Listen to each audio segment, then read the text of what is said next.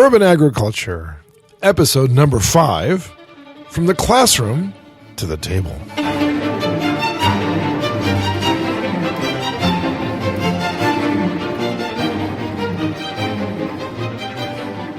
This is Urban Agriculture, episode number 5, recorded on May 7th, 2014. Hello, everyone. I'm Vincent Racaniello, and with me is Dickson Despommier. Hello, Vincent. Welcome back. Thank you. As they say. Pleasure to be back. Where have you been? My latest trip was to Alberta, Canada, where I attended a meeting of the Alberta Association of Architects. The AAA. The triple wow. A. A cubed. Right, D cubed was an A cubed. You are D cubed, and you went to A cubed. This is all true. We're geeking out here. Oh, well. What did you do at the AAA? I gave them a talk. They had a very interesting set of speakers at this meeting. Almost none of them were architects per se, but they all had something to say about architecture. And this was sort of like an update for them. They have this every year, of course, but this particular year was called Beyond Boundaries. And it was all about the interface between architecture and art, or architecture and culture, or in this case, from my perspective, was architecture and food and the urban environment. And we had a wonderful time. I met some very interesting people, and I encountered, in the day after I arrived, a foot and a half of snow on the ground. I thought spring had come to that area, but it obviously hasn't. What did you talk about at this meeting? Well, I gave them an overview of the problem of climate change. Really? As it impacts agriculture, and then I gave them some potential solutions. And what would they be? Well, I can't cure the atmosphere right away. Right. That's going to be a problem, but I can certainly ensure that they'll have a constant food supply if they were to farm in another way. And that's what you told them. Yeah, that's why they invited me to. You painted in broad strokes. I did. How to farm another way that would be immune to climate change. This is all true. Now, today I would like to explore at least part of the episode. Yep. Understanding how they would ask you to do this, because you're not an architect, you're not a farmer. That's right. Why are you able to consult and provide information on modern ways to do urban agriculture? That's a very good question. How did you get to this point? I would like to know. Okay, so you already know the answer to that, but I know that you've said that. It's not for me. It's for our listeners. I totally accept that.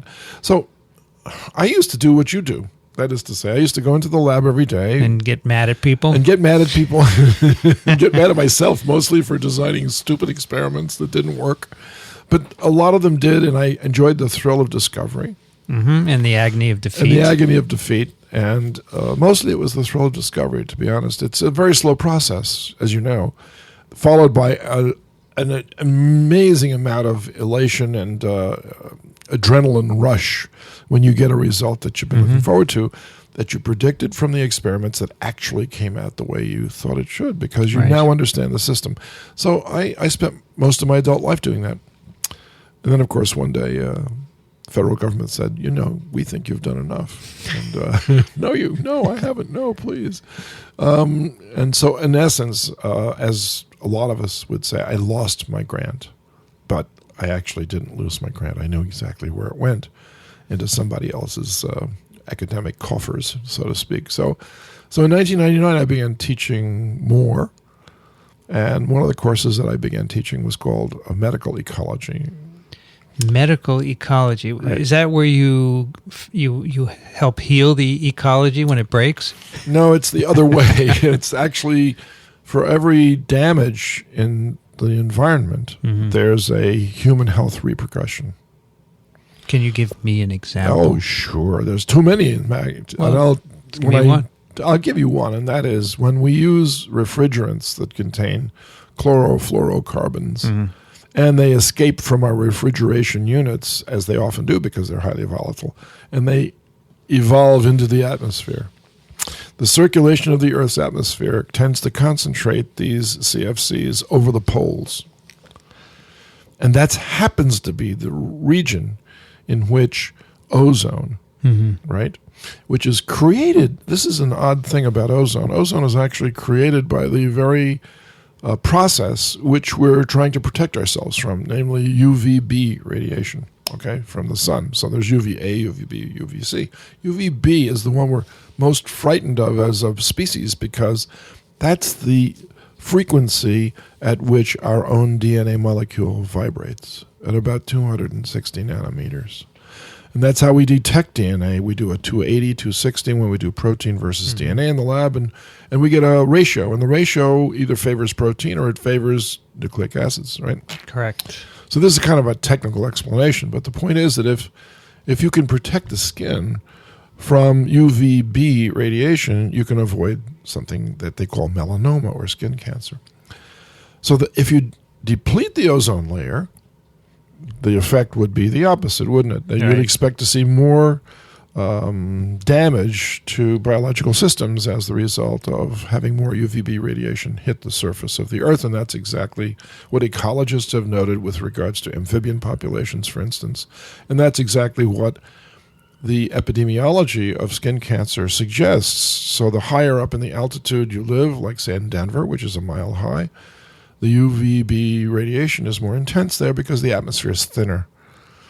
Or if you live, if you're a fair-skinned person and you move to a warm, hot tropical climate, or one which receives a lot of sunlight compared to the way you evolved as a species, as a subspecies, or a branch of the same species, so to speak, let's say in the northern latitudes, and then you move into the tropics and you're exposed to more sun, the rate of skin cancers go up. We know this. So there's an enzyme in your skin called photolyase, which helps repair the damage. But you can overwhelm the system. And if you do that, then, of course, you have increased rates of skin cancer. So that's a very technical explanation of one of the things that I started to discuss in the class that I began teaching at the School of Public Health. And I must tell you that about halfway through this course, the students really got upset because they began to realize that there's a lot of details to learn about environmental damage. But the main thing that they walked away with was that there's a lot of damage out there. Why did you get interested in medical ecology? Well, I've always been an ecologist. You have? Sure. Because studying parasites requires you to be an ecologist? It absolutely demands it. You must keep track of the host and the parasite and the environments in which they live. And when you do that, it turns out you're an ecologist, like it or not.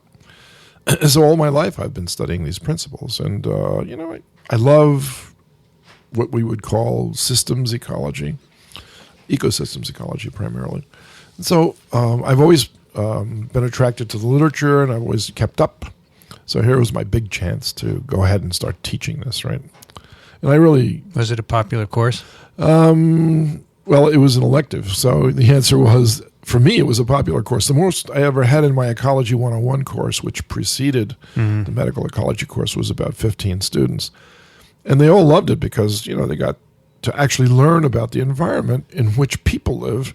And what is public health, after all, but an intervention strategy to prevent disease spread in the environment and protect populations from that sort of thing. But there's very little ecological knowledge that spills over into the public health sector, unfortunately. So I tried to fill that gap. So the second part of that paradigm was, if this is the normal of the way normal ecological systems behave, then shouldn't you know something about the abnormal? Just the way our medical school approaches normal human biology first and then gives you lots of examples of things that go wrong.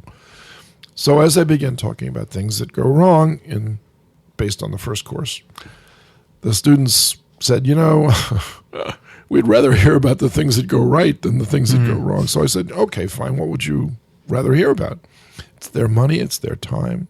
Right. So it's unusual to tell them they can run the course. This is very true, but I was game because I could see on the look on their faces that they were getting depressed over all this detail about what they consider to be a negative subject. Okay. So the next week they came back to me and said, you know what, we would love to work on rooftop gardening as an approach to trying to feed people. Where did that come from? I had no idea. One of the students just got the idea and convinced the other 6. We only had 7. That's what we should work on for the next, 6 weeks of the semester, which was all they had. What do they want left. to do? Plant a rooftop garden? Yeah, they wanted to plant a rooftop garden, but on every roof. I see. virtually. So I said, no, well, the theoretical construct. Okay, so you go to the public library on 42nd Street, and there's something called the map room. And the map room Can't you do that online now? You could do it online, probably. Yeah, map room has maps of New You could York. probably go to Google Earth and get the whole thing done in, an afternoon. Sorry. Doesn't matter. They had maps of every block of New York. Okay. And we limited their study to just Manhattan. They have two guys that come in with white gloves that turn the pages for you. They sat down with their rulers and protractors and recording devices of various sorts, and they calculated the area of rooftop land mass, in quotes. And then I said, okay, now that you've got your farm, what are you going to grow? And they said, we were checking through the NASA website, and the NASA website says that you have two choices. One is you can grow wheat or you can grow rice, and the rice or wheat contains the most calories per bite of any crop that you can grow. Now, that's not true for meat, of course. Meat has almost 10 times per gram the number of calories that a plant has. So the calories tend to concentrate up in the ecosystems towards the top carnivores, right? So I said, great, okay, you're going to let's grow rice. They said, fine. How many people can you feed on the amount of rooftop area that you told me there is there? And the answer came back 2.5% of Manhattan, which was a population in those days about 2.3 million people. And now they were really bummed out. There's not enough acreage, basically. There's not enough acreage. Wow. Not. But you know what, Vincent? If they had said, well, wait a minute, what if we covered it over and farmed year-round? But they didn't say that. It was just one season. A season of crops. And so how much acreage would you need to feed all of Manhattan? Did you have them do that calculation? No, I didn't. I should have, but I didn't, because of what had happened next. The last day of class, they presented their results to me, and I said, you guys did a great job. You set out to answer a question. You were objective. You did all the work. You got your answer. It was just not the answer that you wanted, but that's the answer you got. So they all got A's? Sure. No problem. You're just softy. I am. No. I said, now you have to go out and earn that A. So maybe they're still out there earning their A's. But the point is that I turned them out of an act of desperation on my part, I thought, now that I look back on it, and said, look, it's a great idea, and we can make it greater by improving the land mass that you have to deal with. And why you can't make a roof bigger, what about the inside of the building? That was your idea? Yeah, that was my idea. I said, let's put the farm inside the building as well as on the roof. And in that way, we can increase the acreage. Okay, so in those days, there were hundreds, maybe even thousands of abandoned apartment buildings in the South Bronx. Those were buildings that went unused. And imagine them now as fully operational farms. Each floor is a different crop or something like this. I just said this not knowing anything about this subject whatsoever. I'll be honest with you, I knew nothing about this. It's possible that I still don't know anything about this, but right now I feel like I've learned a lot over the last 10 years of working on this, because the idea actually caught on. They actually brightened up when I talked to them, and they said, you can actually do that? I don't know. I honestly don't know if you can do that or not, but I know that they grow some things indoors. Greenhouses are very common. And, of course, there was a burgeoning marijuana industry out there, but that has since changed also, by the way. They actually thought, well, maybe there is a future for this. Maybe this is one answer for more people, less land, more deforestation, more climate change issues, less available farmland, as we've talked about already in some of these other episodes. And so they left with smiles on their face, which was, I guess, my job is to make them feel somewhat positive about the rest of their lives. So next year, the following year, in 2000, the word got out that everybody gets an A in this course. Now, that's not true. And we reassembled in this Same students? No, they had already graduated. These are all different students. And so there were like 12 in this class. Right. You got popular. I got popular, right? Almost doubled the number. So we worked on the next level of problem. Which was, what kind of foods can you grow indoors? I want a list. Just any way you can get that. How would they list. find? This is 1999. It's 2000, year 2000. How would they find that information? The internet was out there. It was starting to improve in terms of quality. I suppose that people had done some indoor farming already, right? Plenty of it. In fact, we can discuss that later. But not in a skyscraper, I guess. Not in a skyscraper. But there was plenty of data out there. And one of the pieces that was really great to access was the NASA checklist. What's that? What is the NASA? The NASA checklist. It's not called that. It's. I'll give you the exact title of this. But NASA was very concerned about, if we succeed with our rocketry and allow people to live in other planets and other systems, you're going to have to feed them.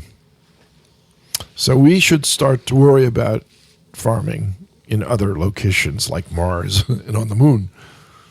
And what plant life can we bring with us that will survive this trip and nurture us? We can't have tube food.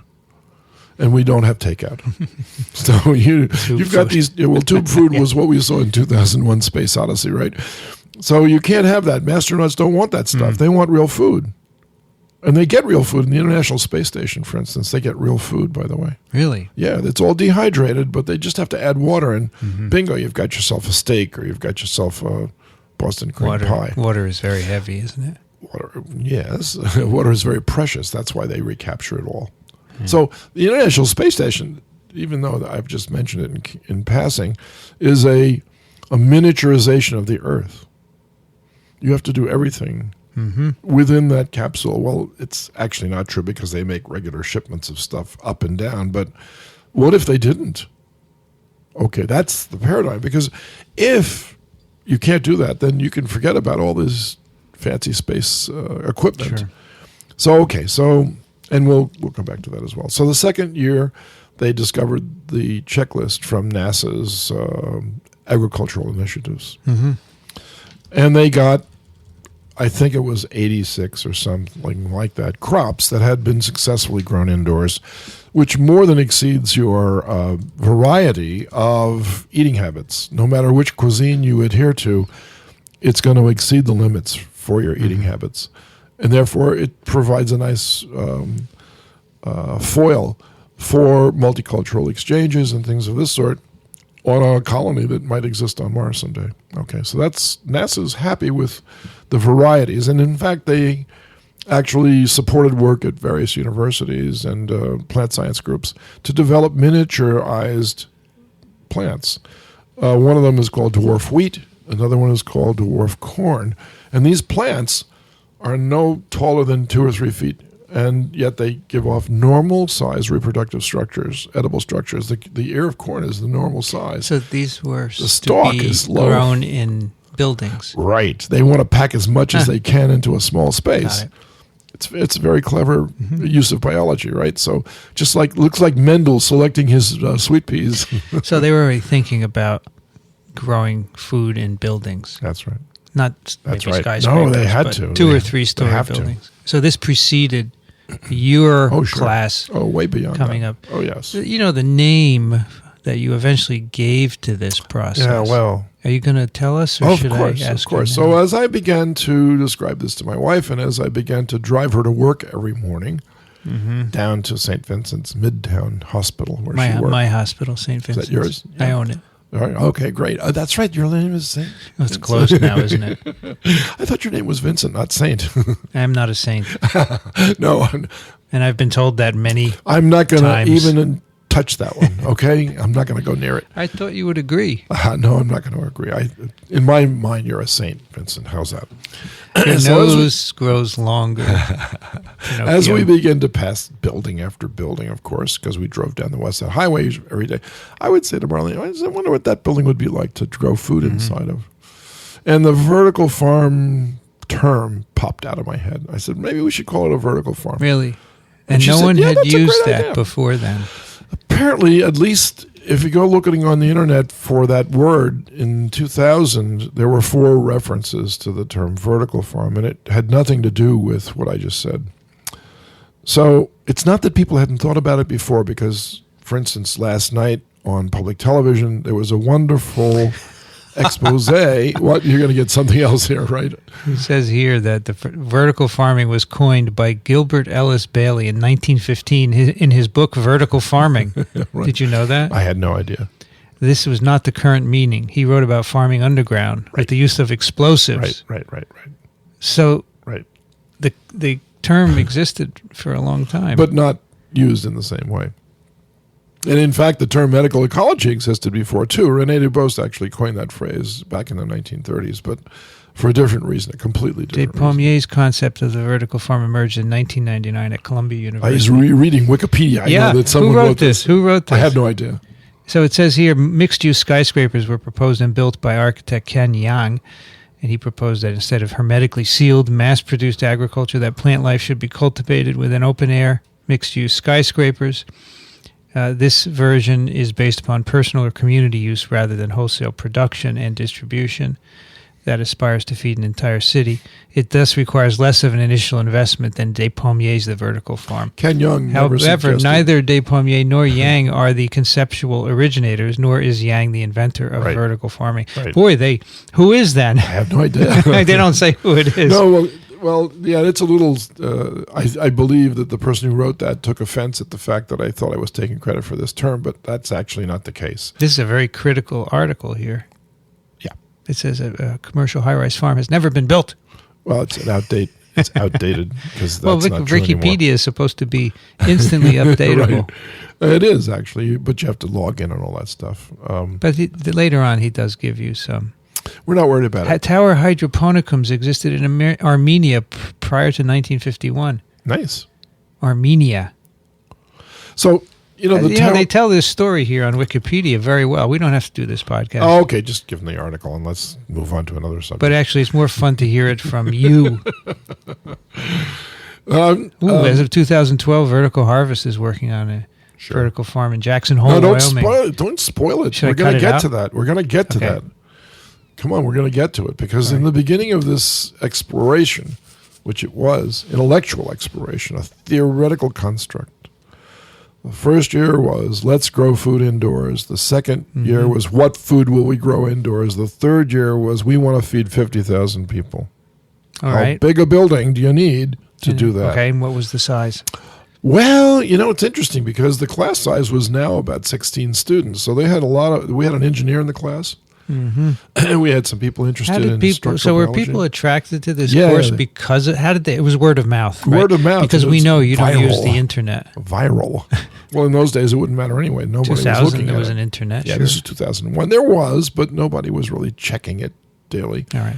I should say World Wide Web because the internet existed for a long time. Right, of course. The web, however, websites. Exactly. So the third year was the critical year because it said, all right, enough of this theoretical thinking. Let's see what a practical building would look like. Is it practical to build a building large enough to grow enough food for 1,500 calories a day per person for 50,000 people? How big is that building? And it turned out to be about a 50-story building, 1 square New York City block.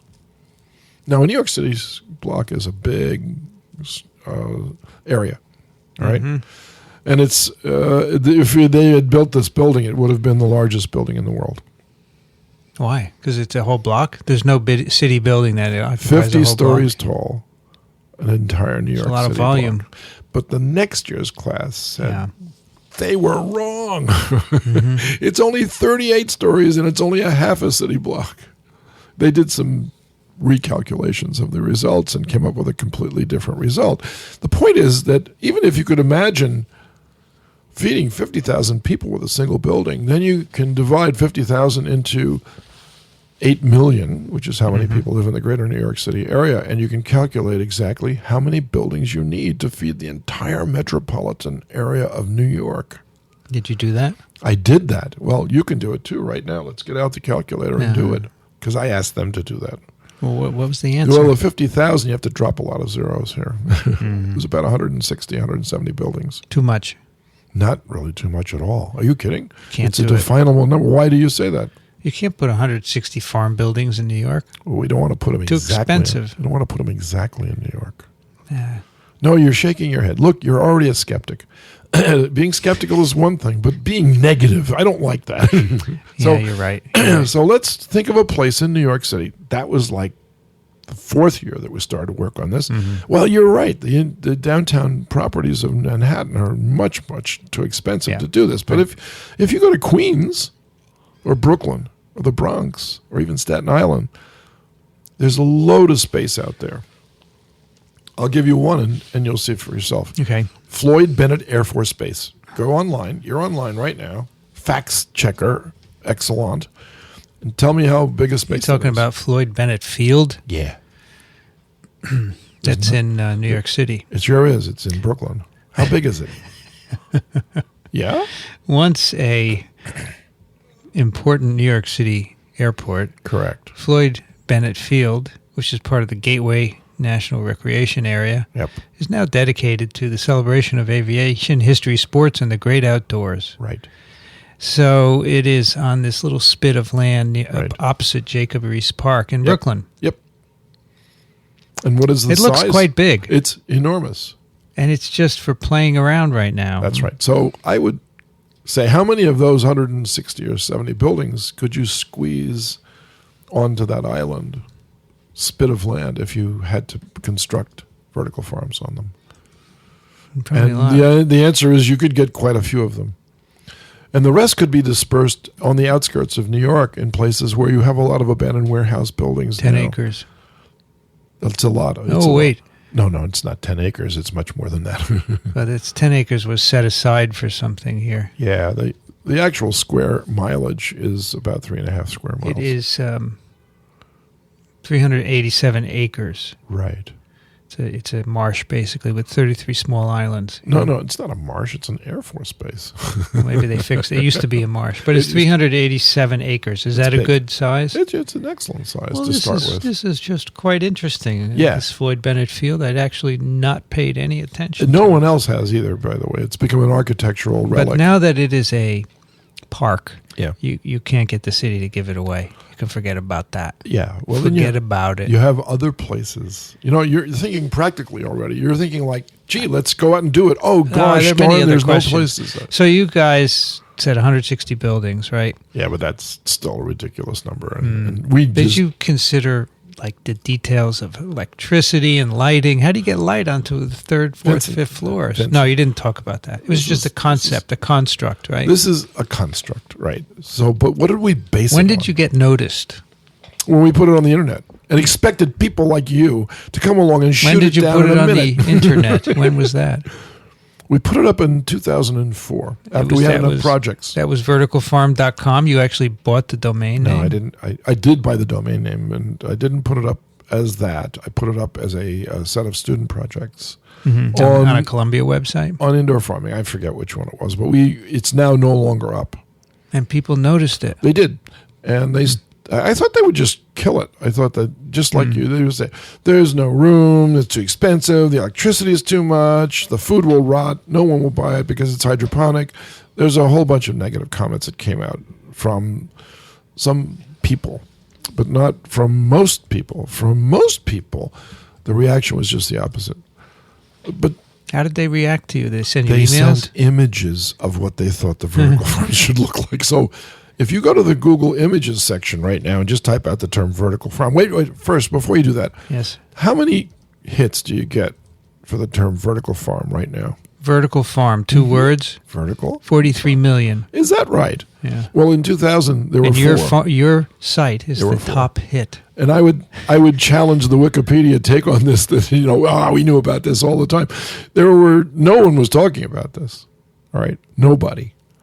They were all talking about permaculture or, maybe we should have fewer people or maybe a lot of other solutions to the food problems, but certainly not indoor farming was not a solution that nobody was addressing that issue. Okay. There's lots of pictures too. How many images? Does it tell you how many hits? No, it doesn't tell you how many images, but there are many beautiful images. You could go for page after page after page. Some page. very fanciful. But some are actually real. Apparently there's a book here also. Yeah, there's a book. Did you write a book? We'll come back to that. Okay.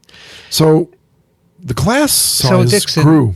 You can take the credit for really pushing this forward. Perhaps. Clearly. Yeah, I have been too critical of you all these years? Not really. No, you've been right on target, actually. Everybody needs a foil. Tell me more about how this developed. People started sending you images. Yep, but in the meantime, also, the School of Public Health students got a hold of this idea through the grapevine, and they wouldn't leave me alone. I actually wanted to abandon this project and move on to something else. So they kept coming back every year. At year 5, I said, okay, we know enough about this one. Now let's go to something else. Oh, no. We want to work on the vertical farm project. Okay. Students are great, aren't they? They were terrific. They just pushed and pushed and pushed. So did the enrollment continue to grow? It did, but it reached a peak size of around 25 students. And of course, everybody knew they were going to get an A. Not really, though. It didn't actually happen that way. But the point is that I said, when you register for this course, half of this course is a independent work-study program on some concept related to indoor farming and the vertical farm. But you don't have to agree with this. You could actually write a position paper which opposes this view and says this is a ridiculous idea because. But if you say that, you're going to have to add some proof. You have to tell me why. Sure, of course. Because remember, skepticism drives science. So I'm a scientist, so I'm skeptical of this idea that arose. But Vincent, do you know in your heart of hearts, when you get a good idea, even though you can't explain it thoroughly, you stick with that and you keep trying different approaches to the same problem because you know it's a worthwhile problem, okay? The biggest worthwhile problem I think this vertical farm project addresses is environmental degradation. If you had to pick one issue as to why vertical farming has such resonance with people, it's because of the amount of environmental degradation that occurs when farms replace hardwood forests. Have we talked about that on this show? Yeah, we did. We actually had an episode on the future of farming. And it's a horrible scenario if you continue it out to its logical conclusion. Because we depend on hardwood forests for ecosystem services and functions. And if you take them away, of course, you're going to lose those functions. And eventually, you'll suffer. That's medical ecology. Vertical farming attempts to supply the food that would ordinarily be produced in a cleared hardwood forest landscape. And now you can give the hardwood forest back to nature, and you can let it regrow because it's a renewable resource, and you can help to repair some of the severely damaged ecosystems that were hardwood forests before this, particularly the Brazilian hardwood forest. Right. We've destroyed over 700,000 square miles of Brazilian rainforest in the name of farming. Is how this grew out of a medical ecology course. That's right. There's a purpose to all this, not just to feed people, but you have to also repair the environment. What if we discovered how to farm in an efficient way in soil, regardless of the climate? This is a bad thing. It's a bad thing, I tell you, because ultimately we'd be tempted to use up all the land for farming when we had to, when the population exceeded a certain limit. And I'm not saying that we should stop populating the earth, because most of us live in cities. The volume of cities together, if you added all the land mass of all the cities together, it's less than 3% of the available land of Earth. And yet, today, 7 billion people require crops produced on a landmass, which, if you added it all together, it's the size of South America. South America. South America. So all the farmed land in the world. Can it get any bigger? There is no more land. I'm sorry. I mean, there is the Brazilian rainforest that still remains as an obstacle to farming, if you wanted to look at it that way. But I don't think Brazil is willing to sacrifice all of its rainforest just for farms. In fact, I know they're not, because it's a country that realizes the true value of that resource that we have right now. So that's what drives me, Vincent. I am driven by the concept that the more vertical farming that's created, the less outdoor land we will need for farming, and therefore eventually we'll get the idea, gee, we can start repairing the environment, pay people to watch it and to carefully monitor the repair mechanism, give carbon credit monies to people that allow the forest to grow back where their farms used to be. So there's a way to take care of people at the same time. You sound like a Lorax. I am a Lorax. I am. And you know the Lorax in the end, what happens? That's my pick, by the way, for this episode. I picked the Lorax. So the idea in 2005, 2006, 2007 evolved into a social marketing program because the idea was now feasible. Social market. What do you mean by that? I will tell you what I think I mean. I'll tell you what I think I mean by that.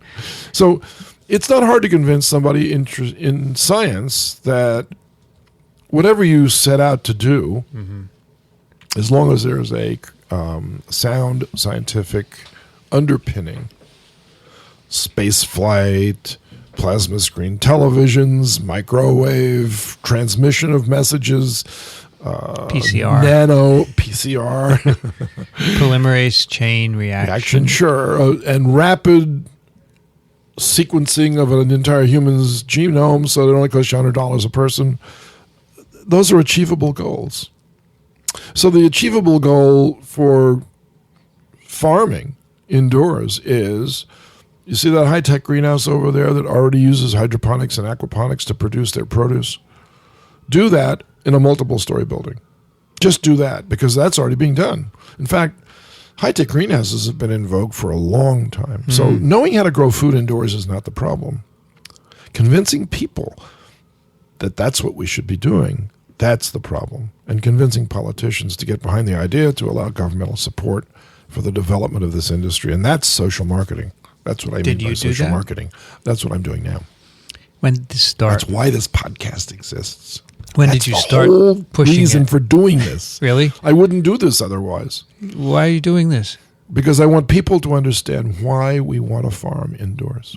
Do you think that will help with your social marketing goals? I do think so. Yeah. I think this program has the potential for becoming viral and spreading into populations that have no interest at all in science but have a great interest in the future of their kids. And that's why I'm doing this, if you had to say why. So at what point did you get noticed? The press and all these people now who call you and tell you, please come to our meeting and talk about VF, or please come and look at our plans and tell us if this is going to work. When did that happen? One of the turning points was when I was sitting in my office with one of my colleagues, Stephen Chen, who you know, because he was my webmaster, and a former high school student who worked in my office shortly after 9/11. And is a genius. So this kid that comes in here from high school can already type 160 words a minute without a mistake. He's ranked number 7 in New York City for tennis. The kid reads a book a day.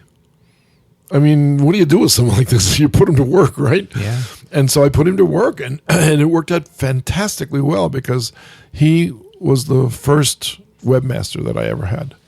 And he taught me a lot about the use of a computer and its value.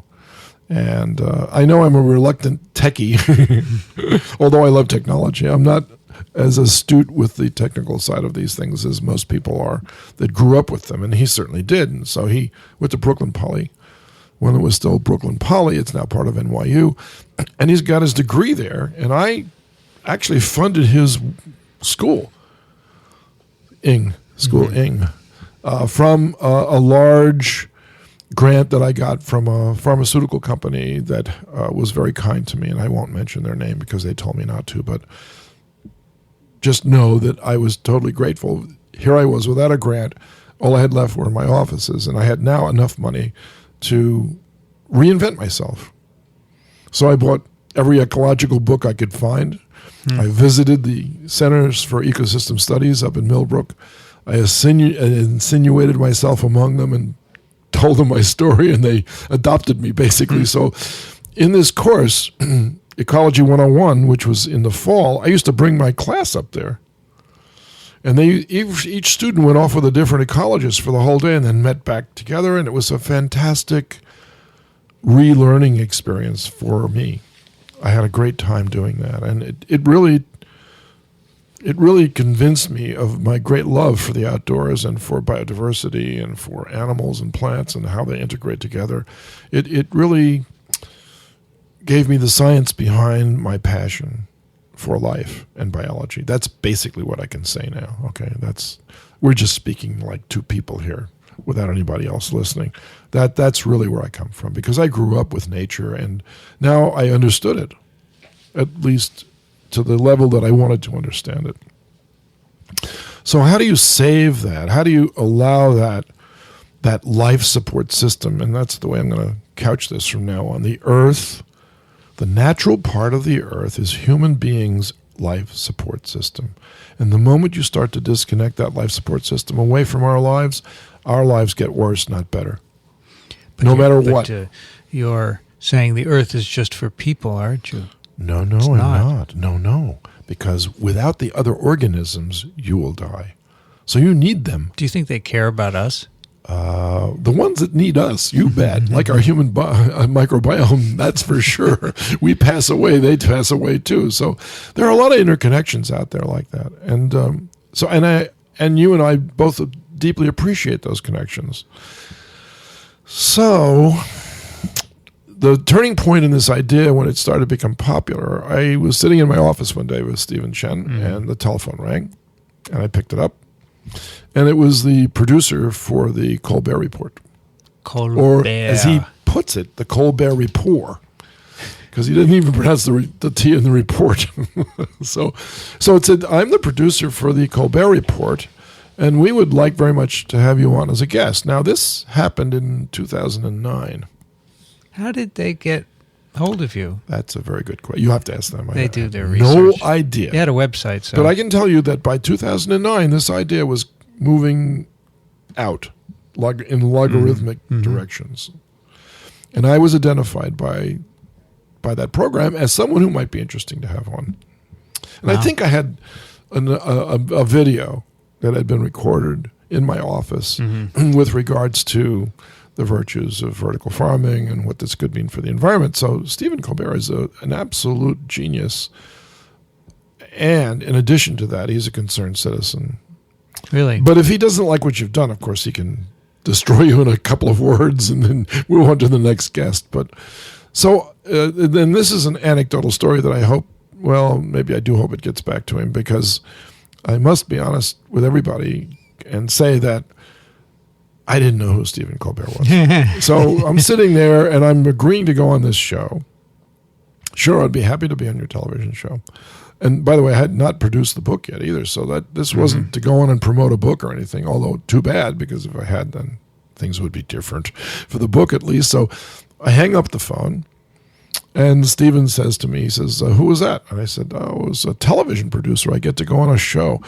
He says, oh, great, that's great. Which one? And I said, the Colbert Report.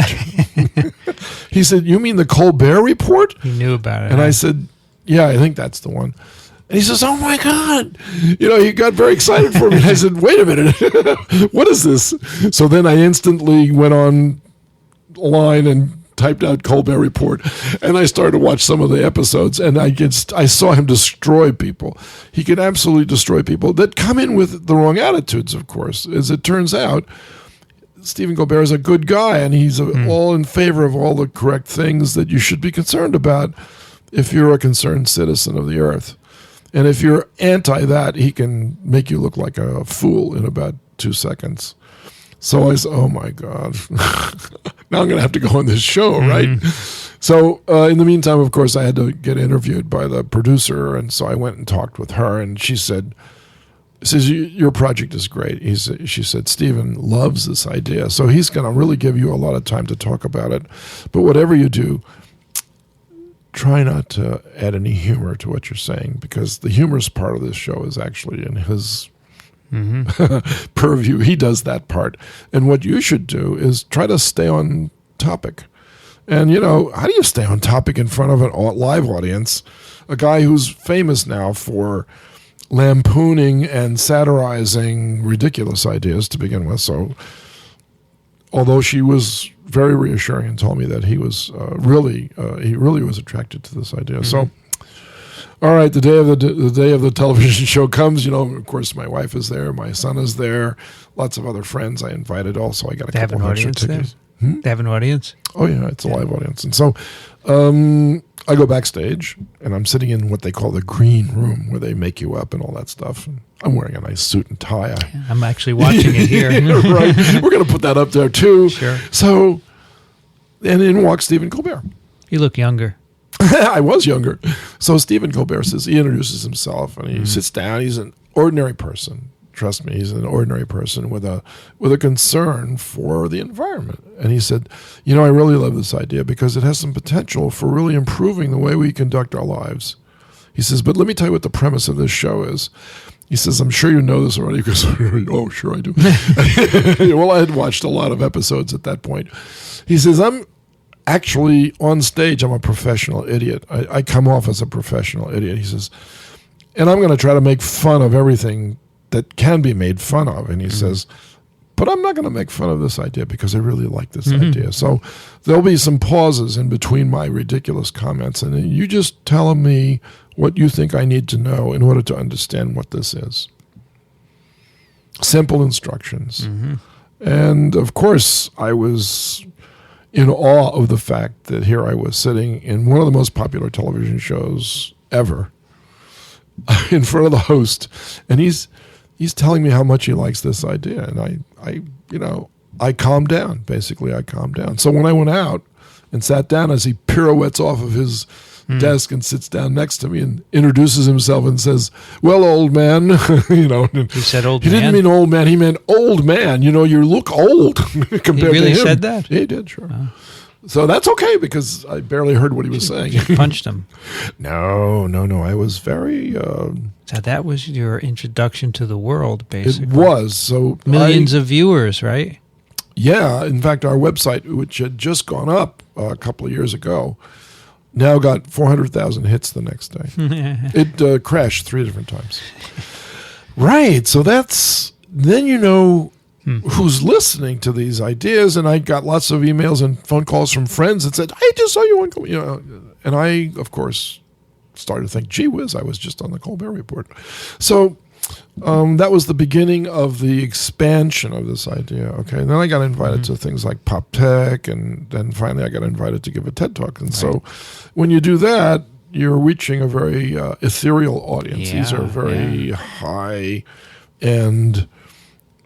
players that come and pay big bucks to sit and listen to the future, basically. That's what they think they're doing. In some cases they are, in some cases they're not. But so I've given like 7 TEDx talks already, and my TED Talk, although I gave it, it hasn't been posted, so I don't understand why that... It was never posted?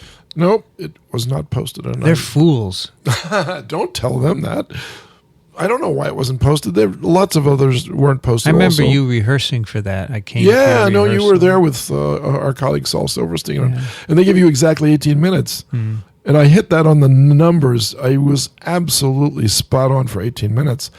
The problem with that was that the host of the show, Chris Anderson, wanted he wanted a wiggle room of a couple of minutes. He didn't tell you this, but of course that's how it usually comes out, that he can ask some questions about what you just talked about, right? I went 30 seconds over because I was slower than normal because I was standing in front of 1,300 people. In the audience were people like Robin Williams and Quincy Jones and Herbie Hancock and all of these, Glenn Close. I met, and Forrest Whitaker. I met so many well-known people that eventually, since I was on the last day, you become a little bit freaked out by the whole situation. So I definitely wasn't myself on that one. I was myself on the Colbert Report. But I made up for it, I thought, because I got invited to a lot of other TEDx talks, which were not quite the same, but they were more friendly. The atmosphere was more friendly. And now I had the experience under my belt, so I could now start to extemporaneously talk about this and be more myself. But and so now I'm really humbled, and I'm using that in the strictest sense of the word, humbled by all of the wonderful opportunities I have been given over the last 3 years to talk about the concept of vertical farming to the Indian Institute for Architecture. That's my second visit to that meeting in 5 years. I just got back from a meeting from Alberta, the Alberta Association of Architects. I've talked to a lot of other architecture groups. I've talked to planners. I've talked to cities. I've talked to mayors I talked to the former mayor of Chicago, Richard Daley. I talked to the mayor of Philadelphia, Mr. Nutter. I never got to talk to Bloomberg. What about the mayor of Newark?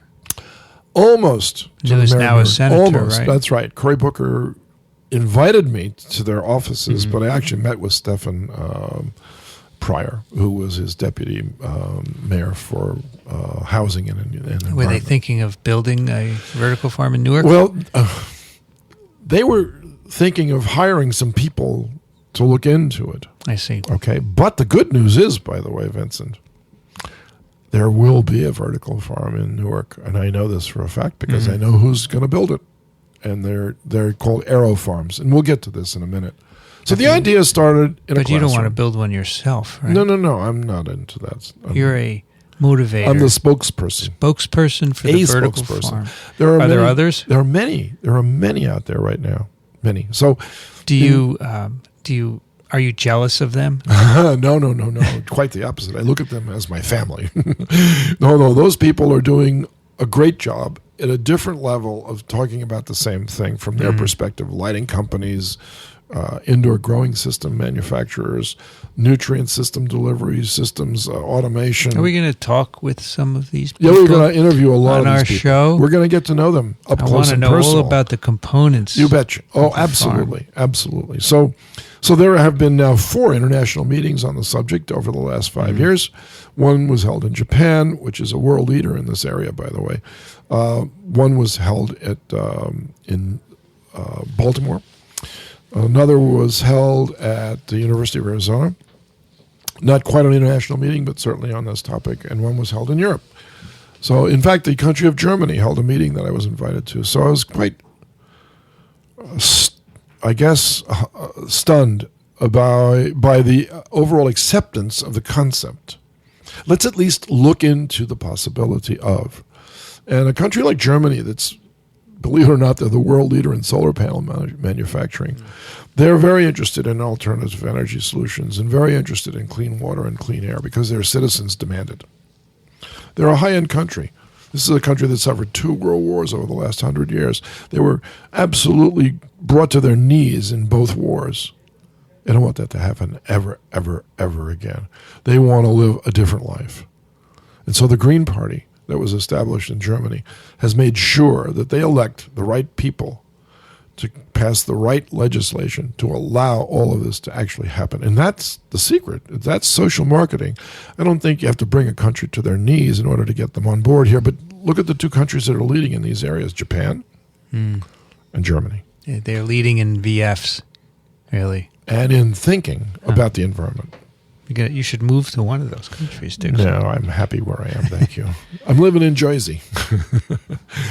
So by the year 2010, the idea rose to the level of attracting a book agent who got in touch with me via the internet through email and asked me if I was interested in writing a book. Well, of course I was interested in writing a book. I'd written about 150 pages of just sort of helter-skelter ideas that I put down in terms of what one might look like and what good it might do and why it should be done. And eventually we became friends.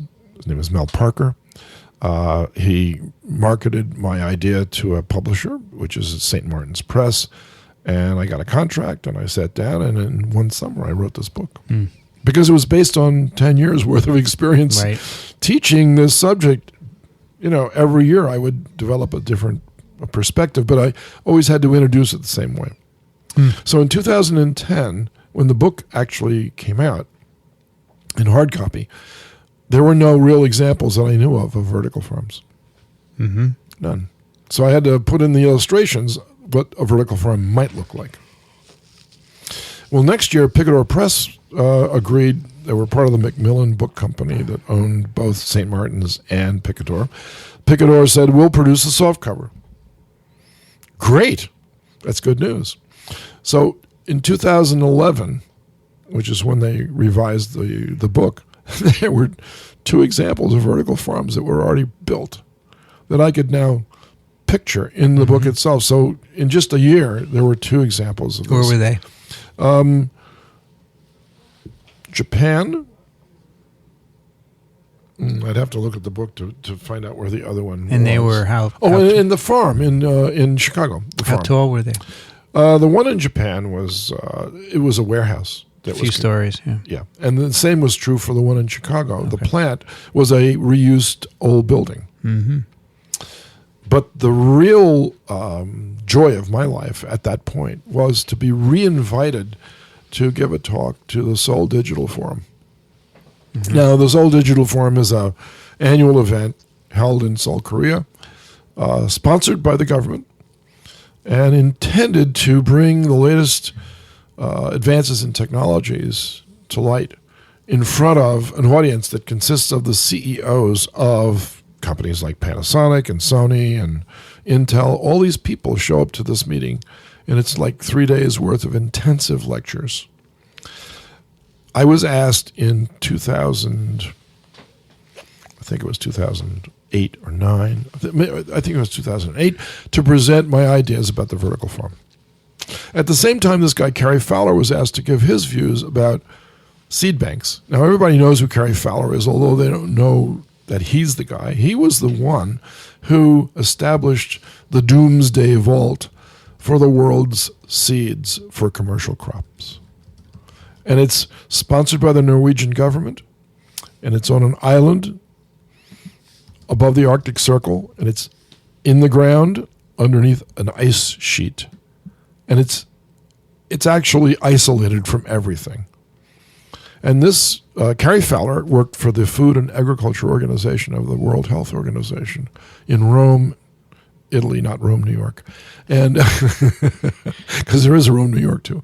So he convinced the King of Norway to sponsor this, what the press eventually ended up calling the Doomsday Vault, because it said that no matter what happens to the world outside, the seeds of the earth shall remain safe, so that when the earth repairs itself, we can reestablish our crops. Now, isn't that a depressing thought? Well, that's not why Cary Fowler wanted to establish this vault. He just thought that it's a good idea to put in reserve all of the biodiversity from all these crops that now currently exist. But the trend is not towards biodiversity. The trend is towards monotypes that can only be grown under certain circumstances. So if you look around the world for the commercial sources of seeds, the number of commercial sources are dwindling as we speak. So Cary Fowler addressed that issue, got this built, put the seeds in there. So he went first. And then I went next. And then Ken Young went third. That was the symposium that I was... Who's Ken Young? Ken Young was the guy that mentioned in Wikipedia about growing foliage on buildings. But he never actually said to grow edible foliage. It was just decorative foliage. Okay. So that was in 2000. I believe that was 2008. They invited me back in 2011. Mm-hmm. I said no. They said, no, you have to come back. And I said, well, I already went there in 2008. What do you want me to come back for? Because I've already told you everything I know.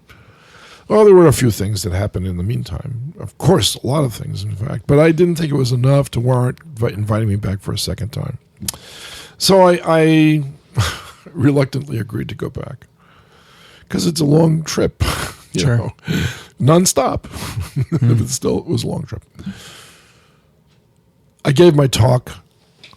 Larry King was one of the co-hosts for the show.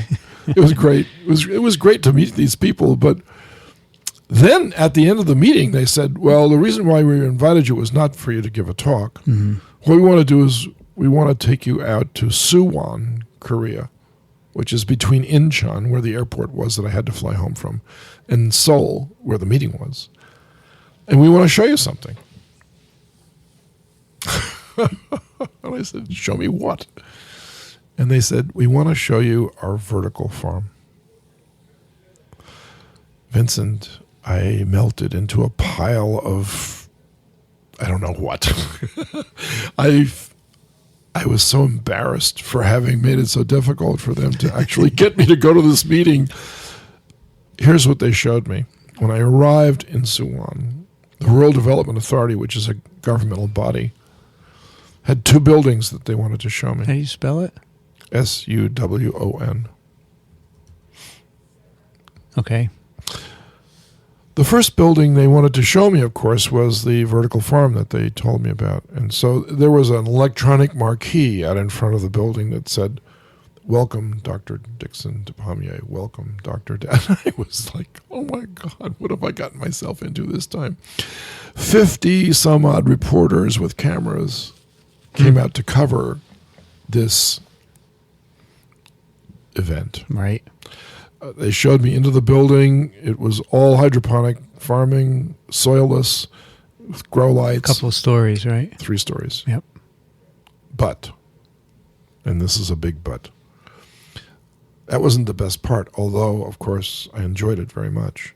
The best part was the next building they showed me, which was next door to the vertical farm. They had built a seed bank that was 4 times larger than the FAO seed bank in Norway. Wow. Now, this is a government that heard about it for the first time in 2008 from Carrie Fowler and from Dickson Despommier. And the next thing they did was they built it. Isn't that remarkable? That's remarkable. So they began a governmental-based agricultural program of indoor farming. They are the first country to adopt this as something that needs to be done. They collected virtually every plant seed they could get their hands on from South Korea. Doesn't matter if it's an edible plant or a wild plant, every seed goes in that building. It gets cataloged, it gets photographed, it gets put away in the condition necessary to ensure that those seeds remain alive. How do we know they're alive? Oh, take them next door and try to grow them in the vertical farm. That's so cool. That's a great use for a vertical farm. That would suggest to me that every country, all 192 United Nations countries, needs a seed bank to maintain biodiversity and a vertical farm to test them out to make sure that they're still alive. Right. When they showed me all these plant seeds in the seed bank, every seed species needs to be stored in a different way. Some have to be frozen, some have to be at room temperature, some with low humidity, some with high humidity. And they had a building that was constructed from scratch that matched, because they had a tremendous plant physiology group at the National University of Korea that told them how to do this. But just think about it, Vince. In 2 years, from hearing the idea, they had constructed these 2 buildings that were totally functional. Excellent. Does it ever get better than that? Yeah, if every country did this, it would get even better. You know, I found an article Yes. in the Voice of America, and they talk about this farm. They have a photo, and they say their work is inspired by Dickson Despommier, the scientist credited with inventing the idea of vertical farming. Really? Right, so they give you the credit. Well, that's Wikipedia for you. And they also say that they're still doing research on a number of things which needs to be done before these become commercially viable. Absolutely right. No question. But in the meantime... Do they actually grow material here? Do people eat what they grow? They don't sell it. No. It's just a research facility. It's a research facility. And Nice. that's the way they told me it was, and that's probably the way it's going to stay. Right? But if you go to the country of Japan, you know, necessity is the mother of invention. You've heard this, right? Let's talk about Japan just for a minute. Japan has suffered greatly throughout the Second World War. They are a recovering nation. Mm-hmm.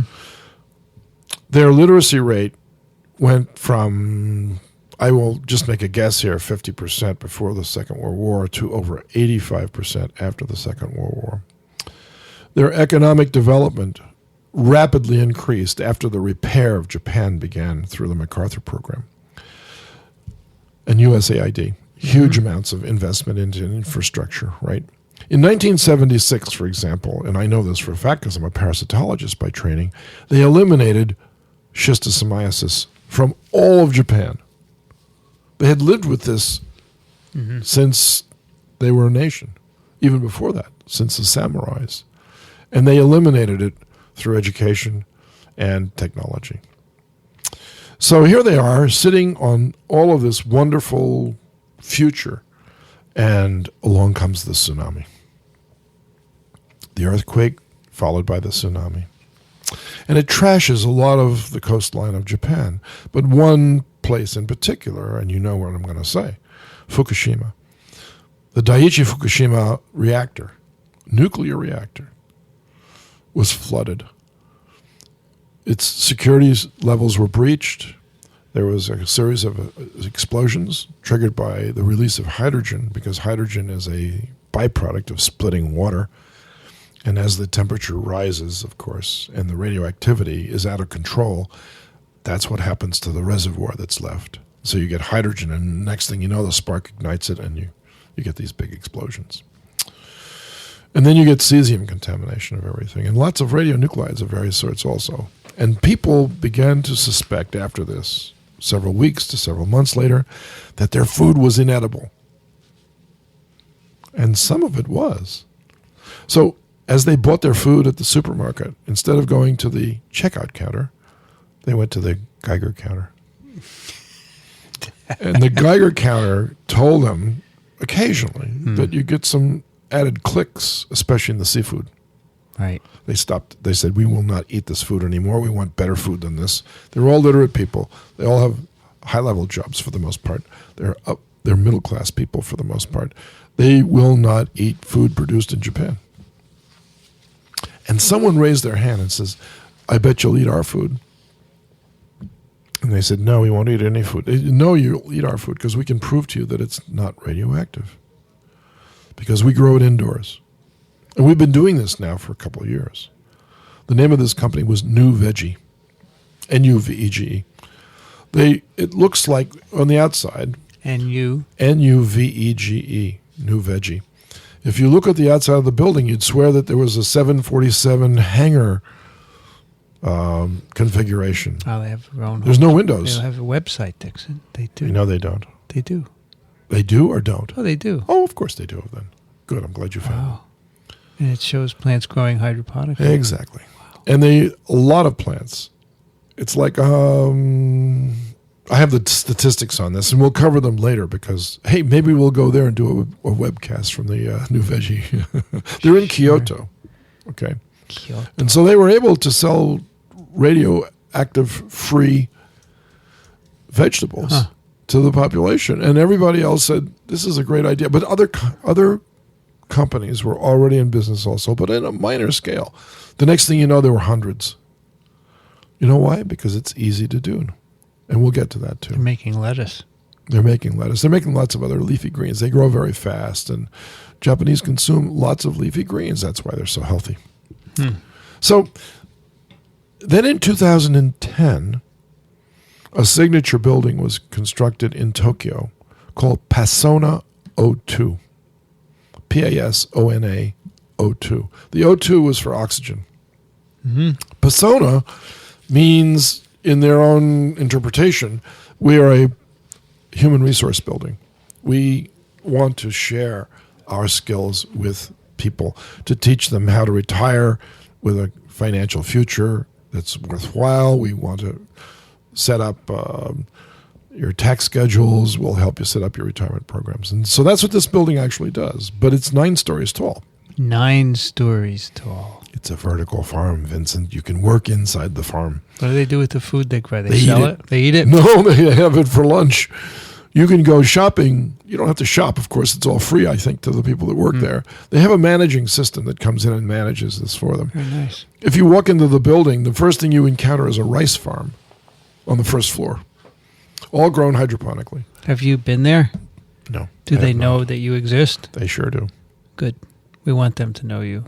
Oh, yeah. The founder. Well. You're the founder of the vertical farm. That's what it says here. And but you in Japan, they might say, well, Chiba University was talking about this for a long time.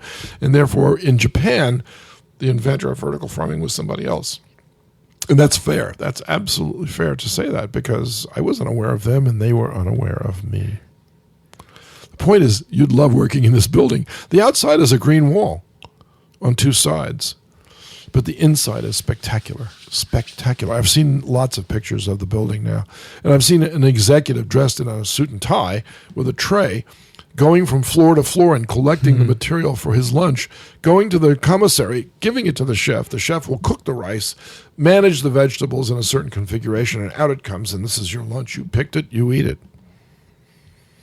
How amazing is that? It's pretty cool. How amazing is that?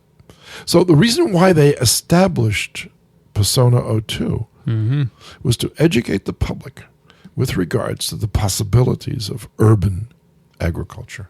And there it is. It's a living example of what's possible when you don't have any problems in imagining your future and the financial constraints have been removed from impeding your ideas. Right. The next thing you're going to get is a building that you want to work in that's both nurturing. Imagine what the oxygen concentration is inside the building. It's probably much higher than it is outside, right? It's a healthier place to eat and to work and to live. And so you can imagine other buildings that are not office buildings, but rather mixed-use buildings, apartment houses that have portions of them set aside for raising food and other portions for enjoying your life. So I can show you some examples of that. So the problem of just talking about vertical farming, though, Vincent, is that it excludes the term urban agriculture. And I don't want to, for a moment, indicate that this website, this podcast, will be only about vertical farming. I understand. But we want to say that the ultimate expression of urban agriculture, in terms of the use of space, the maximum use of space, for the maximum yield of crops, cannot be a high-tech greenhouse. A high-tech greenhouse is only one floor, and that's all you're going to get. But it's great to begin with that concept. So the best example of that in New York right now is a company called Gotham Greens. Gotham Greens. Gotham Greens. And if you go online for Gotham Greens, what are you going to see? You're going to see their latest iteration of a company that began about 4 years ago. In Brooklyn. Brooklyn, yeah. They have a website. They've got a website. Of course they do. They've got a commercial product. Bok choy. No. This is a company that makes lots of different things. Yeah, they got a picture of bok choy on their webpage. Right. I love bok choy, but I also love the other things they produce. They started as a 2,000 square foot high-tech hydroponic facility on the roof of a furniture manufacturer in Brooklyn. Not far from Brooklyn Grange, by the way, which is an outdoor rooftop farm. Okay. In Brooklyn. Guess what happened when Hurricane Sandy hit? What happened to Brooklyn Grange? Their bees got lost. Hey, why don't they put our podcast on their website? Oh, they might. But they have to know it exists first. So I guess we have to get in touch with them. Because it says, based in Brooklyn, New York, Gotham Greens is involved in urban agriculture products. That's the name of our podcast. Exactly right. That's why we picked it. I don't think anybody has a claim to that. Sorry, the hurricane. Yeah, so the Hurricane Sandy, which is some event similar in devastation to the Fukushima tidal wave that came through. Not the irradiation, but just the tidal wave itself. It caused people to rethink about the way life in New York would go on. So, for instance, with global climate change issues, the possibility is that by the year 2100, the entire southern half of Manhattan will be submerged. Not a good thing. Yep. That's not even in 100 years, Vincent. Nope. That's ridiculous. Your grandchildren will be alive to see that happen. Perhaps. Okay, perhaps. So Gotham Greens started exploring and exploiting rooftops. 2,000 square foot first. We're going to prove out our concepts. We're going to manufacture these crops, and then we're going to sell the idea to somebody. So who did they sell it to? Does it say who they sold it to? Sold what to? Their idea about growing food on the rooftops. They might, but I don't see it. They sold it to Whole Foods. Whole Foods. They now have a 20,000 square foot greenhouse on the Whole Foods in Gowanus Canal, New York. Oh, this company, Gotham Greens? Gotham Greens. They have a map of their facilities here. Yep. And I want to see where one is. Our farms, it says. Yeah. They have, so there's one in, 1, 2, 3. There's 1 or 2 in Brooklyn and 1 in Queens, I think. I can tell you right now that this Greenpoint. So will the go flagship crazy. is Greenpoint. This map will go crazy in another 5 years. Gotham Greens will be spread throughout the entire What's a United Greenpoint States. Exchange? It's where all the fruits and vegetables come in from everywhere. Because on the roof they have greenhouses. Yeah, that's right. So these are one-story things. One-story right? thing. So another good example is Luffa Farms in Montreal. So you talk about Luffa Farms in Montreal, you'll see a very high-tech LUFA? L-U-F-A, Luffa. The real thing to notice about They have these... a website too, dude. Oh, of course they do. Holy No, cow. I know all about these places. These are all young people, Vincent, that have no imagination barriers, no inhibitions about failing, none whatsoever. They know what to do, and they did it. Wow. And they did. That's a wow. That's Do they a big know you? wow. Do they know you? They do. I don't think. Luffa probably knows of me, but They the must owner, know of you. the Gotham Greens people know me very well because they began. Yeah, look at this Montreal rooftop. Holy It's cow. amazing. Look, notice the picture of the snow around on the floor of the It's quite nice. area in Montreal, and notice also how many other rooftops are empty Yes. that could be filled up. Right?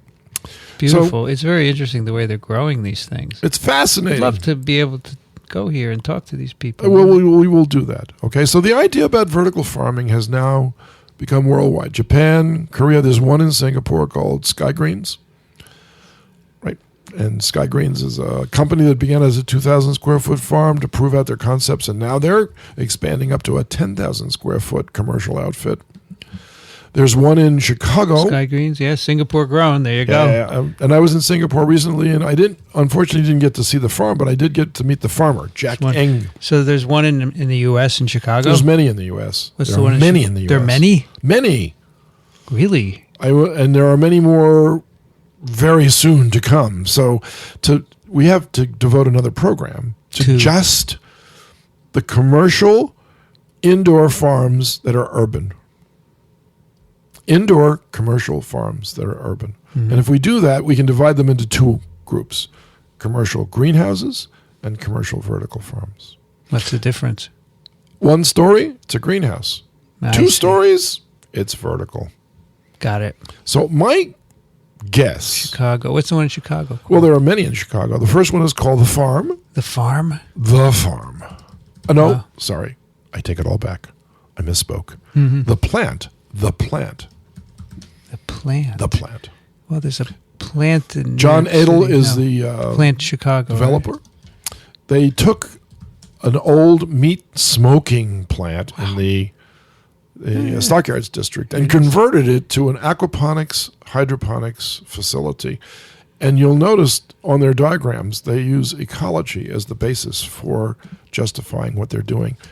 They have recently installed a biogas digester, taking restaurant waste and turning it into biogas. They're going to be off the grid in about 6 months. They will generate all of their electricity Wow. from garbage.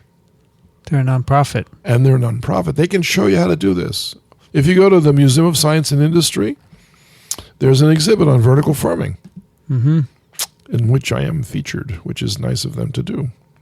Then there's another Wait, place. where is this? It's in Chicago. It's Chicago? the city of Okay. Chicago, right? So then if you go to Bedford Park, which is just north of Chicago, there's one called Farmed Here, which is a remarkable facility for two reasons. One is that there are no windows in this building.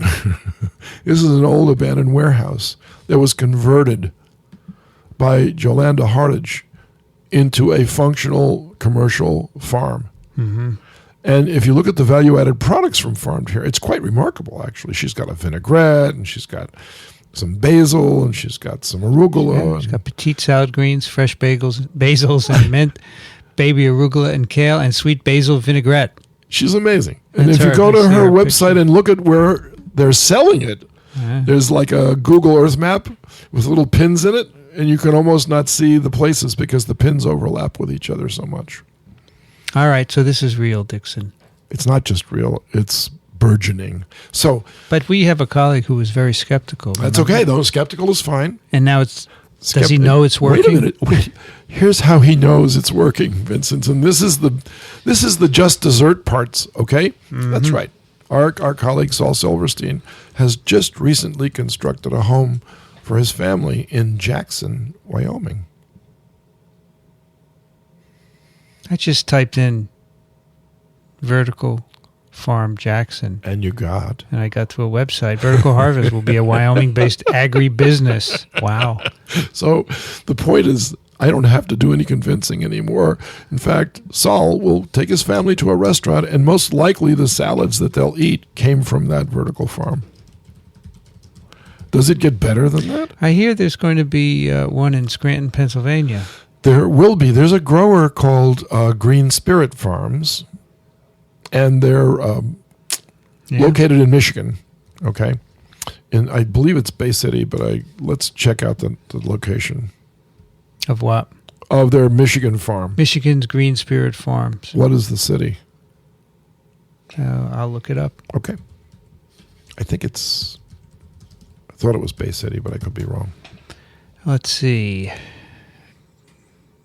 New Buffalo. No, I'm taking it all back. It's a New Buffalo. Is this a vertical farm? It is, actually. It's an old warehouse. It's more than 1 story tall, and they employ an off-the-shelf growing system manufactured by a company called Omega Grow Systems.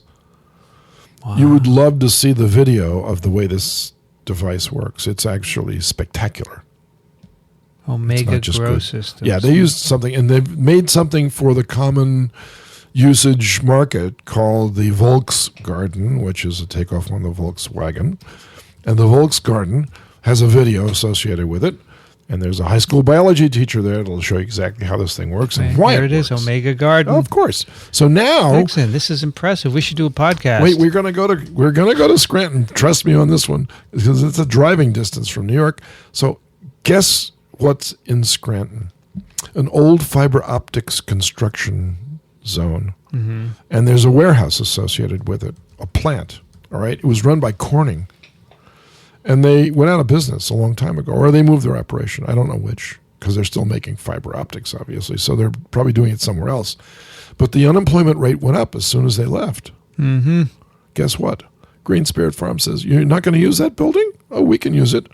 They're not unaware of the fact that if you put a pin in Scranton and you had a 50-mile radius out from Scranton and drew the circle of a 100-mile circumference, which cities do you think you might get with that circle? 150 miles? 100. New York? Buffalo? Pittsburgh? Go south. Washington? Philadelphia. So Baltimore? Baltimore? New York and Philadelphia, you'll just... No, not Baltimore. I think New York, Baltimore Philly's would not plenty. be- Right, but you might get Harrisburg, though. Yes. So you get all these large urban centers within a 100-mile radius, within 50 miles, actually, because they're the pin in the middle. They're going to employ 100 people. The governor of Pennsylvania showed up to help the announcement along. Talk about social marketing, because they're going to hire people back that lost their jobs in this same building making fiber optics. What are they going to do now? They're going to feed Scranton and all the restaurants they're in. Okay. So I know what a lot of the listeners are out there thinking. You know, when Disney World opened up in Florida, in Orlando, there was this Epcot, I remember Epcot Center. In Epcot Center, if you go inside, you get a ride, and you get to visit all the farming biomes of the world. And you can see plants being grown indoors all over the place, right? There was a guy that worked there. His name is Tim Blank. Tim Blank. Mm-hmm. The reason why I know this is because, of course, I've met him. We were both at a meeting in Sweden, and we were both there for the same reason. Because in Linköping, Sweden, they're going to build a 14-story vertical farm. I'd like to visit that one. Me too. I'd like to go back and visit it. But Tim Blank left Epcot Center. He was a plant physiologist. And he invented something, and it's called Tower Garden. Mm-hmm. The Tower Garden is another growing system like Omega Grow Systems are, but it's in a different configuration. It's a tower of PVC piping with holes in it, and it's not hydroponic, it's aeroponic. Here's a website, Dickson. Oh, gee whiz, there's another website. Vincent, why would I tell you these things unless there's a website for them? Of course there's a website, right? So I'm marking them all down. They're going in the show notes. This is excellent. I have a lot of others, too. It's going to have a long show notes. We'll have a big one. We should probably make this another episode before we get to the interviews. I think we should do one more on urban constructed urban agricultural iterations or something. You could do a whole episode on I could do another one on this. You have a brain full of this stuff? I do. My All brain right. is Dickson, this has been important for me. good. Because I had no clue where we stood. This is obviously thriving, and it's only going to get bigger. So we teach at Columbia University, you and I. We do. And we know what happens to the knowledge that we convey to our students. Most of it goes in one ear, it stays in the brain for a while, and then it gets lost. And here's an idea that went into one ear, and it never came out the other ear. It stayed inside and kept fomenting and running around and getting better and better and better until finally the book that I wrote has the names of all 106 students. Hey, why don't we call this episode An Idea That Stayed in the Brain? It didn't stay in the brain. It came out of the brain and into the real world. How many ideas do you know that started in a classroom that you've been part of? It started in a classroom. It started, the seed of the vertical farm started in a classroom. You want to have a separate episode on, what did you say? I think more expansion on the concept of the types of indoor growing systems that exist in the built environment. All right. We'll do it. If you feel you can supply the I do. knowledge, we will do it. So I really want to say something else, though. You can, Dickson. It's your show. Oh, good.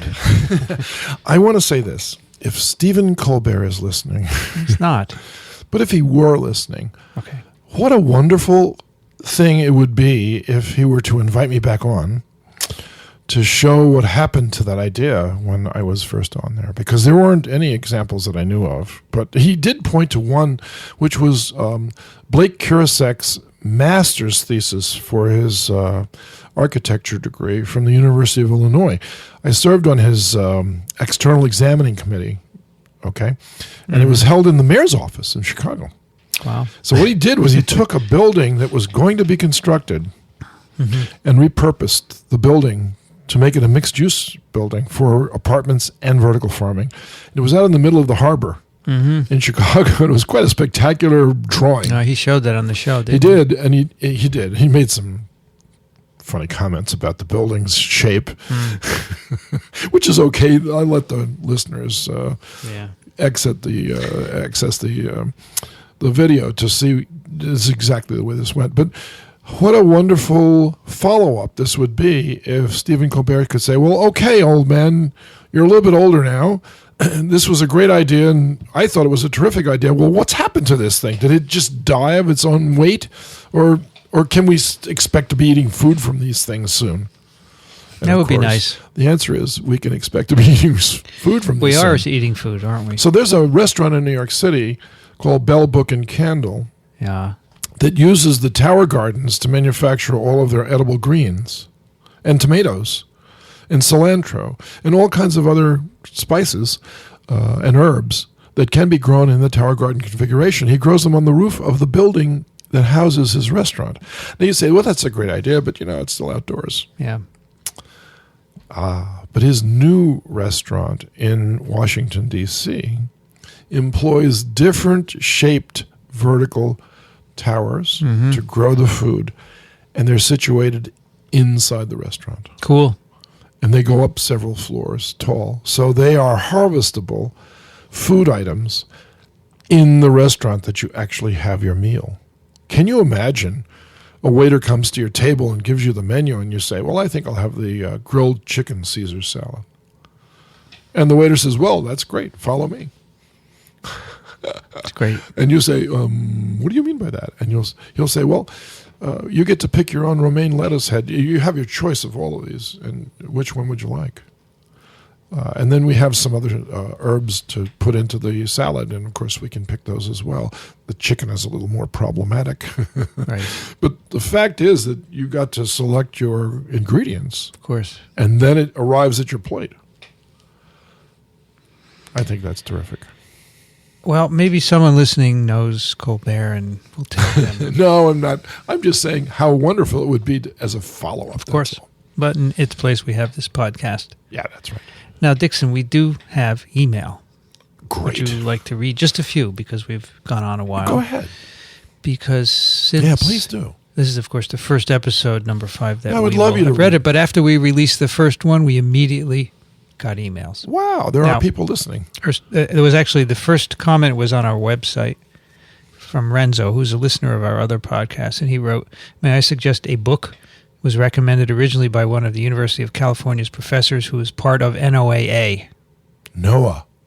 This book is by William J. Burroughs. Dickson may know him. The title is Climate Change in Prehistory, The End of the Reign of Chaos. Interesting. Gets into how stability in the climate helped the development of agriculture." Right. Do you know about this? Well, I know the concept. I don't know right. the book itself, but I know Noah. Noah is famous for many things, and one of them is a conservative view of the environment. So NOAA, for those that don't know what that stands for, is the National Oceanographic and Atmospheric Administration. Right. It's different from the USGS, which is the United States Geological Survey, which also monitors terrestrial as well as oceanographic aspects of life. But NOAA is a fantastic organization. And in fact, one of the presidents of NOAA, her name was Lubček. She's an oceanographer, of course, and was appointed to the President's Commission on Climate Change. And she, above all else, has had a great influence on convincing people that climate change is not just real, it's an urgent situation. Why did I just say that? Because yesterday, Yes, indeed. the President of the United States held a special meeting in which he invited meteorologists on television, like Al Roker, to come down and become spokespeople for the concept that the United States is suffering currently from climate change issues. Right. If you don't believe that they exist, that's your prerogative. But the evidence is very clear that climate change has resulted in the rearrangement of our landscape in terms of our activities. And so who could bring that to the public better than the evening newscast weather person? Are they going to do it? Did they agree? Yeah, no, they agreed to do did. it? Yeah. They agreed to do it. This sounds like a good book. I'd like to read it. Oh, I'm going to buy it, and maybe we should make that our pick. Well, it will certainly be our listener pick for today. For sure. For sure. Another email from Andy who writes, "I'm a high school science teacher in southern Ohio, and I raise a typical outdoor garden with my family each year as a hobby. I have a few questions for you. Is the vertical farm, indoor farming in general, the only profitable form of urban agriculture? Please make a clear distinction between what constitutes urban agriculture and what sets it apart from gardening. Does the typical gardener have a place in the future of urban agriculture?" I love the new podcast. I'm an instant fan and subscriber. Good. Oh, great. All right. The answer to that is very simple, basically. If you live in a city. In a city, not in the suburbs. No. Okay. In a city. All right. Remember this.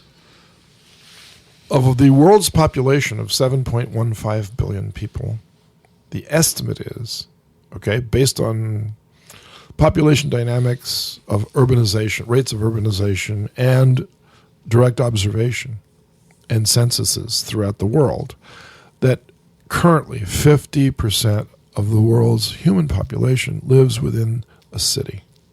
Okay.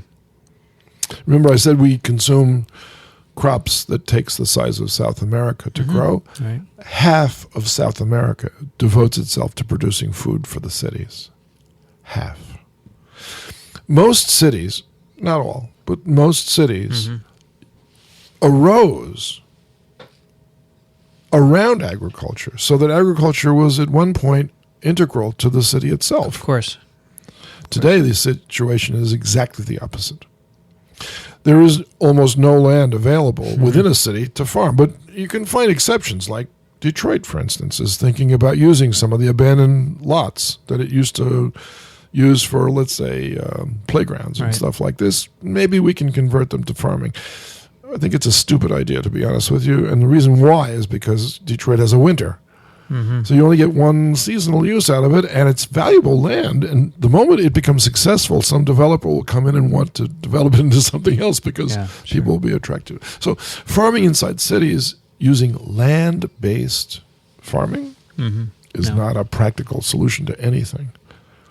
So, but if you live in the suburbs, you may or may not be allowed to grow edible crops in your backyard or even in your front yard. There are some regulations that suburbs have glommed onto, basically, to prevent the, let's say, overgrazing of cropland that you could create in your backyard by deer, stray bears. It depends on where you live in the suburbs as to what the situation is.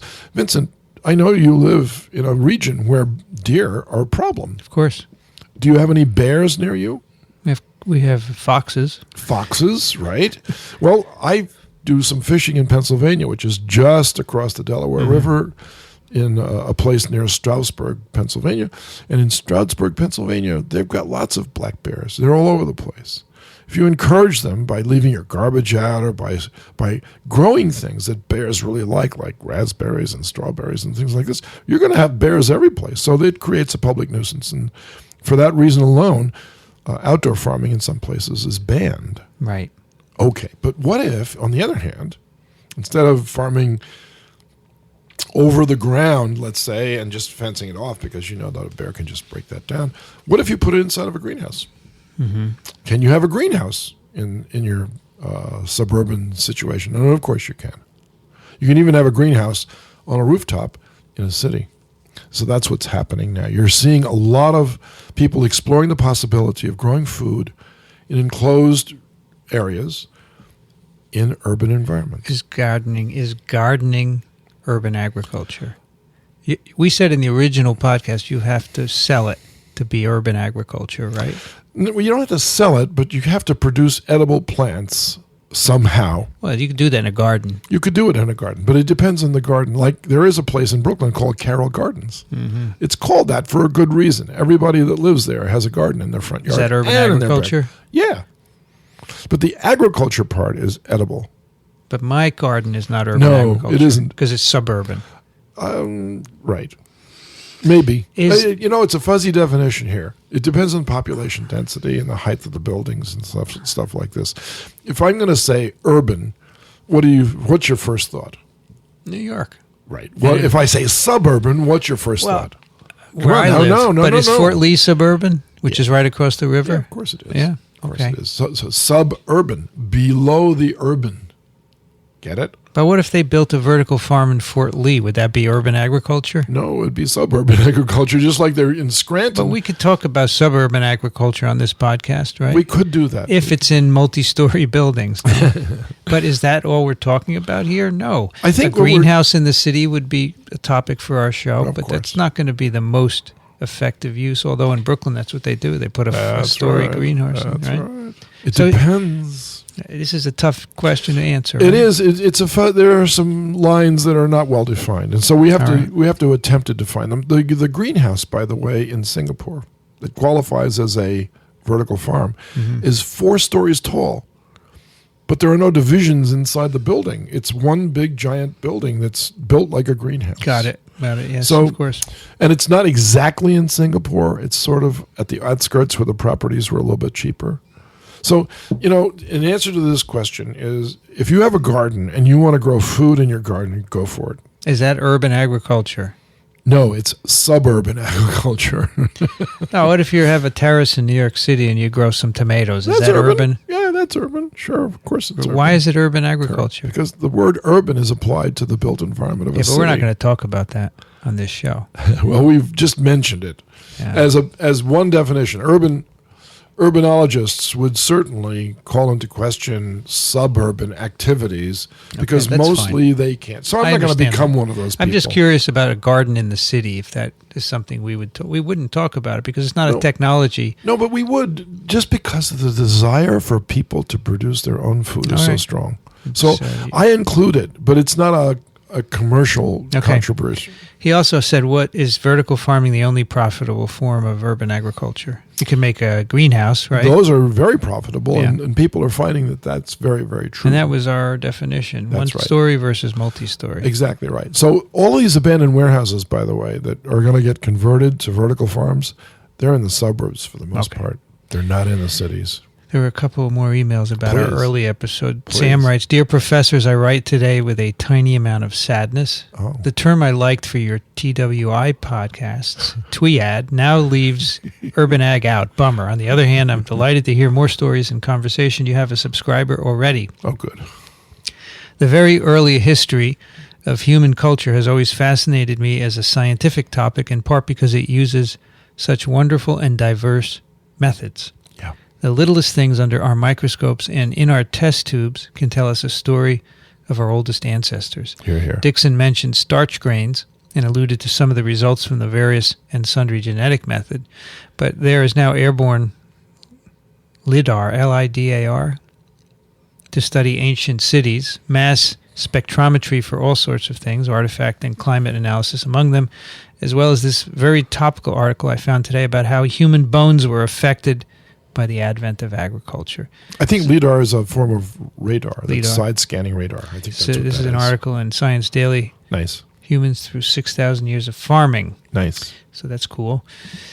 It uses a method, new at least to me, of analyzing bones from Europeans who lived 5300 BC to 850 AD. All the coolest science has lasers now, and this method uses them to very accurately measure the shapes of leg bones, because bones grow in response to the forces they experience, and by comparison to medical scans of modern humans, the researcher was able to uncover interesting gender-specific changes over time in the lifestyles of humans. Right. Regarding ancient astronomy in the U.S., I can mention Chaco Canyon in New Mexico, Oh, sure. which uses the shadows of rock slabs on a spiral petroglyph to predict solar and lunar cycles. You know, I actually have a picture of that in my medical ecology website. Yeah? I do. I can't wait to hear more stories about the origin and future of farming. Thanks Good. for the great podcasts. You're welcome. A couple more. Yeah, sure. Stephen writes, Dear Urban Agrome, I just listened to the first episode of your latest podcast. Thanks for putting together a new learning resource. You discussed briefly what the oldest known city is, mentioning Jericho. Right. That seems to be one of many cities that like to call themselves the oldest continuously inhabited city, and those seem Sure. to be easier to find on Google. I had learned that the oldest city was Katalyok, a dense settlement in Turkey where homes abutted or even were built one on top of one another without any streets.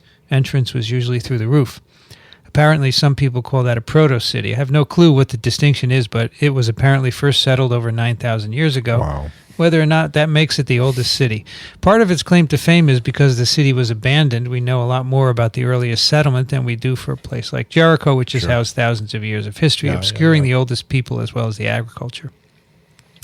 Second, when you guys briefly brought up apples and cities, I was reminded of something that isn't quite urban agriculture, but is surely related. There is a small company where I live that produces alcoholic cider from apples harvested from yards throughout the city. Anyone with an apple tree or a few in their yards can donate the harvest and become part of a community orchard in exchange for a discount on the finished product. The idea is that many apples from existing urban apple trees end up rotting in the yards anyway. They sold the cider to the public the first time last year, and he gives a link to this. It's called branchoutcider.com. Cool. I should add that this isn't the only time I've heard of the concept. I have a friend who has considered doing something similar in another city, and I'm sure the model exists elsewhere. So this is urban agriculture. Yes. City-grown apples making a product. Dare I say that my last name means apple trees? Oh, you did. You have said it before. For those that haven't heard that. All right, one more from Frank. Yep. Who writes, Dickson and Vincent, thank you for taking your wonderful format and style of the Twix podcasts into a new and important area. Hopefully you won't let the frequency of TWIP suffer as well. No, we're about to do one tomorrow. I would hope that you will apply your regular scientific rigor of separating coincidence from causation to your review of history. I couldn't help but wince when I heard you claim that the second green revolution occurred because people had to invent new technology to meet the growing need for food. I believe that technology inexorably advances and is then applied to any use for which customers will pay. Okay. Increased food production was certainly one of those applications of the technology of the Industrial Revolution. Unfortunately, we see the application of new technologies to destructive purposes too often. Thanks again for advancing your unique educational system, in particular for Urban Ag. I'm looking forward to the coming episodes. great. I think he's right. I think things get developed and then they're applied. That's true. Like dynamite, for instance. Dynamite certainly wasn't invented so that agriculture could burgeon. Right. But that's exactly what happened. And certainly the combustion engine wasn't invented so that agriculture could burgeon, but that's exactly what happened. And slavery wasn't ended so that agriculture could burgeon, but that's exactly what happened. Okay, so points well taken. So, by the way, I don't know which of these was the first email. We offered a prize for the first email of some sort. I forgot what it was. I have to go check my email and see which one of these. One of these that I read. Bushel of apples. Or the last one is from our friend Tim. Tim is a farmer in Minnesota who listens to our other podcast. Yes, of course. Dickson, and your new podcast is great. Really enjoying the history of farming discussion. Since you guys said neither of you have worked on a farm, I extend the invitation to you both to be farmers for a weekend sometime. Oh, that sounds great. Northeast dairy farming isn't without requirement of considerable land base, but cows can graze grass on poor land for row cropping. Cows also happily walk around and over rocks and trees that tractors don't handle real well. Oh, and I can show him a video of a farmer in Europe, I believe it's in the former Yugoslavia, that actually makes all of the food for his dairy cattle in a building. Using vertical farming as the concept. Nice. So we were talking about cows and grazing in the Northeast. And so they don't need perfect land. Nope. That's the idea. That's All exactly right. That is Urban Agriculture number 5. We do love your questions and comments. Send them to urbanag@urbanag.ws. You can find this show on iTunes now and also at urbanag.ws. And we'll put it elsewhere eventually. And on the Vertical Farm website, too. verticalfarm.com. Dickson Despommier can be found at verticalfarm.com, medicalecology.org, and Trichinella.org. I had a pick of the week. I want to say that. Please. It's a video of you. It's called Big Ideas, Dickson Despommier's Vertical Farming. And it's just a cute little clever video that's gotten 235,000 views on YouTube. Pretty good. So I wanted to check that out. Pretty good.